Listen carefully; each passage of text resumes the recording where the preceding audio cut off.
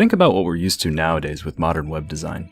Pages are minimalistic and sleek, they have a heavy use of negative space, technical but easily read features that add a bit of motion, and a minimal use of color with a clear focus on the overall color palette of the page. If you're used to this style of design, then visiting a Japanese website is often shocking and immediately overwhelming.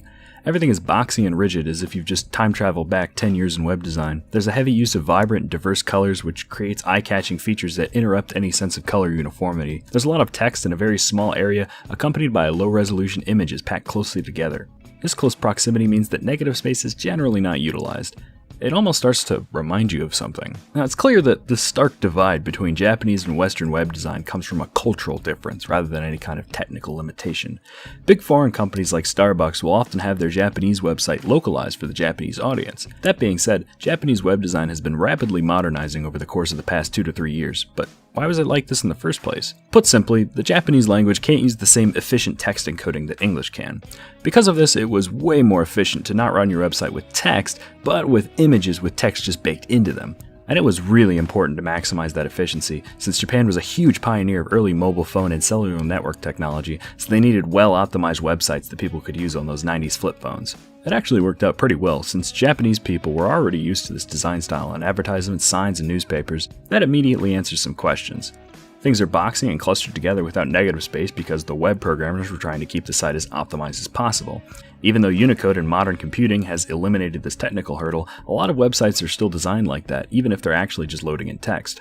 Despite the fact that this design style partially stemmed from a technical issue, there was no real need to modernize, as this is how a lot of Japanese people just use websites.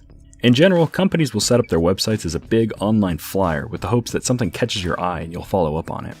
On starbucks.co.jp, we can pretty much immediately see the difference. You instantly know what their big promotion is, and then you can look over to see minor promotions, news, and then the actual site functions. This general look is kind of like 5 years behind, but it's honestly way better than their American website. Like, I didn't even know that these features existed on the American website, but they do. They're just nested inside of these other buttons, probably to make it easier to navigate on a phone. This brings us back to mobile compatibility. Japanese websites were designed from the get-go for mobile use, whereas Western website design started on the PC but became more and more influenced by smartphones as time went on. This means that we're currently in this bizarre middle ground. We open up starbucks.com.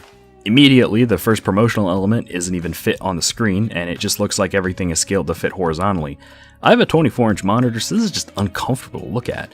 I suspected this is due to the compromise for the mobile version of the site, and yeah, it looks a lot better. At least every element fits on the screen, but this homepage is really sparse, and all the important functions are nested into this menu. Meanwhile, in the Japanese version, this looks really good.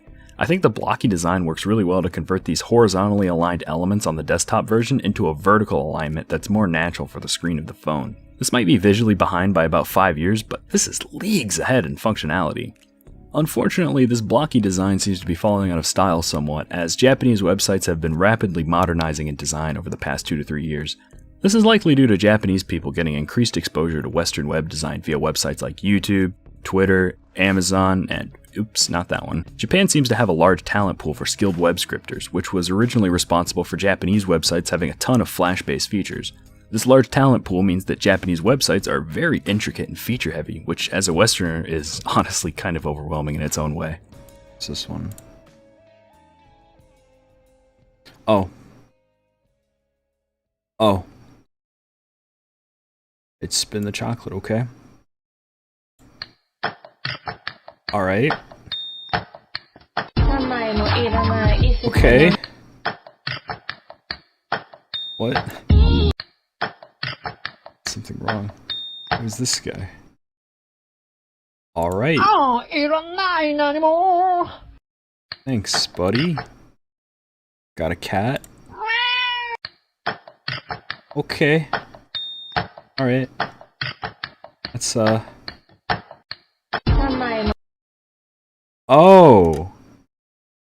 Oh, that's how they display their elements. They don't have them in a list, they have them as these floating things that you click on. Oh, that's unique. That's clever.